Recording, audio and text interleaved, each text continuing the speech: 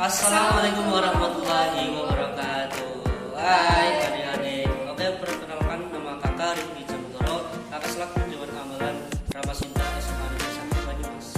Perkenalkan, nama kakak Rizka Ridwan Rahma dari Dewan Amalan Sinarama SMA Negeri 1 Banyumas. Baik, di sini kami akan menjelaskan tentang sejarah pramuka dunia dan sejarah pramuka di Indonesia. Untuk selengkapnya, kalian bisa simak PowerPoint berikut ini.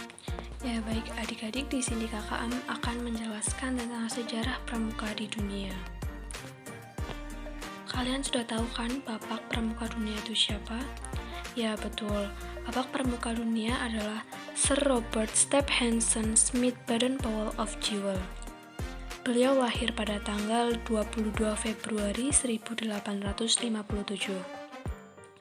Ayahnya bernama Profesor Domine Baden-Powell yang merupakan profesor geometri di Universitas Oxford yang meninggal ketika Baden-Powell masih kecil.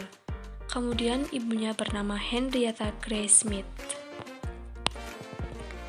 Baden-Powell memiliki 9 saudara, yaitu yang pertama Warrington, George, August, Frank, Penrose, Agnes, Henrietta, Jessie, dan Baden-Fletcher. Ini adalah foto Baden-Powell dan keluarganya. Kemudian pada tanggal 30 Oktober 1912, Baden-Powell menikah dengan Olive St. Clair Sams.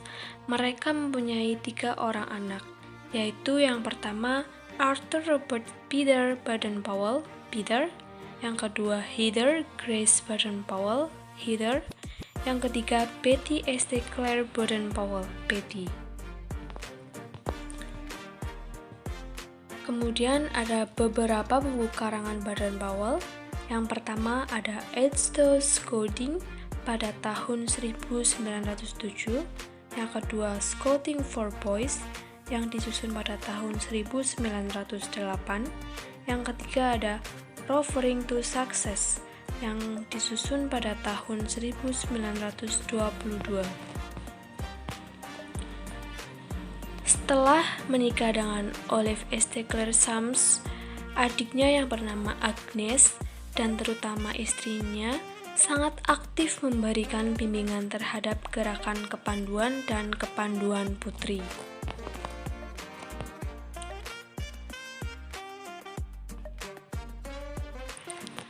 Pada awal tahun 1908, Baden-Powell menulis pengalamannya untuk acara latihan kepramukaan yang dirintisnya. Kumpulan tulisannya ini dibuat buku dengan judul Scouting for Boys. Buku ini cepat tersebar di Inggris dan negara-negara lain yang kemudian berdiri organisasi kepramukaan yang semula hanya untuk laki-laki dengan nama Boy Scout, yang kemudian pada tahun 1912 atas bantuan adik perempuan beliau yang bernama Agnes didirikan organisasi kepramukaan untuk wanita dengan nama Girl Guides yang kemudian diteruskan oleh istri beliau. Pada tahun 1916, berdiri kelompok pramuka usia siaga dengan nama Cube, Anak Serigala, dengan buku The Jungle Book karangan Rudyard Kipling sebagai pedoman kegiatannya. Pada tahun 1918, beliau membentuk Rover Scout bagi mereka yang telah berusia 17 tahun. Pada tahun 1922, beliau menerbitkan buku Rovering to Success. Pada tahun 1920, diselenggarakan Jambore Dunia yang pertama kali, yaitu di Olympia Hall, London, Inggris. Beliau mengundang pramuka dari 27 negara dan pada saat itu Baden-Powell diangkat sebagai Bapak Pandu sedunia. Kemudian pada tahun 1920, dibentuk Dewan Internasional dengan 9 anggota dan biro sekretariatnya di London, Inggris. Pada tahun 1958, Biro Kepramukaan Sedunia dipindahkan dari London ke Ottawa, Kanada. Pada tanggal 1 Mei 1968, Biro Kepramukaan Sedunia dipindahkan lagi ke Geneva, Swiss. Baden-Powell meninggal di Nyeri, Kenya, Afrika pada tahun 1941. Ya, sekian yang dapat kakak sampaikan tentang materi sejarah kepramukaan di dunia yang akan dilanjutkan dengan sejarah kepramukaan di Indonesia. Sejarah pramuka di Indonesia.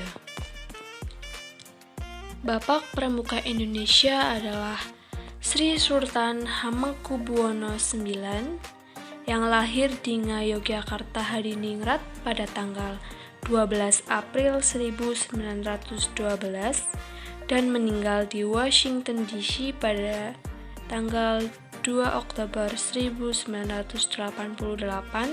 pada saat beliau berumur 76 tahun. Beliau berhasil mendapatkan Bronze Wolf Award dari World Organization of the Scout Movement pada tahun 1973. Atas jasa tersebutlah Musyawarah Nasional Gerakan Pramuka pada tahun 1988 yang berlangsung di Dili mengangkat Sri Sultan Hamengkubuwono IX sebagai Bapak Pramuka Indonesia. Awal masuknya ke permukaan di Indonesia.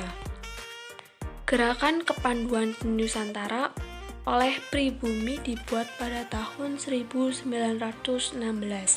Diprakarsai oleh Pangeran A.A. Mangkunegaran VII tanpa campur tangan dari Belanda. Organisasi itu diberi nama JPO, Jevons Padvinders Organisatie. Lahirnya JPO menjadi penyemangat berdirinya organisasi kepanduan lain di Indonesia pada saat itu, seperti JJP, Jong Java Padvinderi, Nati Beach, National Islam Padvinders, Siap, dan Padvinders Muhammadiyah yang kemudian menjadi Hizbul Wathan atau HW. Pramuka berperan dalam tercetusnya Sumpah Pemuda. Setelah dilarang menggunakan istilah Padvinderi oleh pemerintah Hindia Belanda, Kiai Haji Agus Salim mencetuskan ide untuk mengganti Padvinders dengan nama Pandu atau Kepanduan. Sejarah juga telah mencatat bahwa gerakan pramuka turut berperan aktif dalam Kongres Pemuda pada tanggal 28 Oktober 1928 yang kemudian tercetus Sumpah Pemuda sehingga kepanduan Indonesia semakin berkembang. Dengan meningkatnya kesadaran nasional setelah Sumpah Pemuda, maka pada tahun 1930 organisasi kepanduan seperti IPO, PK, dan PPS bergabung menjadi KBI. Kemudian tahun 1931 terbentuklah PAPI yang kemudian pada tahun 1938 berubah menjadi BPPKI. Organisasi kepanduan sempat dilarang. Pada masa penjajahan Jepang, organisasi kepanduan dan partai dilarang untuk beraktivitas karena para pandu ikut terjun dan bahu-membahu memperjuangkan kemerdekaan Indonesia. Barulah setelah kemerdekaan Indonesia, sejumlah tokoh dan gerakan kepanduan Indonesia berkumpul untuk melakukan pertemuan di Solo. Hasil dari kongres pada 28 Desember 1945 terbentuk Pandu Rakyat Indonesia dan menjadi satu-satunya organisasi kepanduan Indonesia dengan keputusan Menteri Pendidikan, Pengajaran, dan Kebudayaan nomor 93/BHG-A tanggal 1 Februari 1947. Dalam kurun waktu 1950 sampai 1960, banyak organisasi kepanduan tumbuh di Indonesia. Presiden Soekarno menyatakan pembubaran semua organisasi kepanduan di Indonesia dan kemudian meleburnya menjadi organisasi baru yang bernama Gerakan Pramuka dengan lambang tunas kelapa. Kehadiran Gerakan Pramuka di Indonesia mendapat tempat penting di Indonesia bertolak pada ketepatan MPRS nomor 11 MPRS 1960.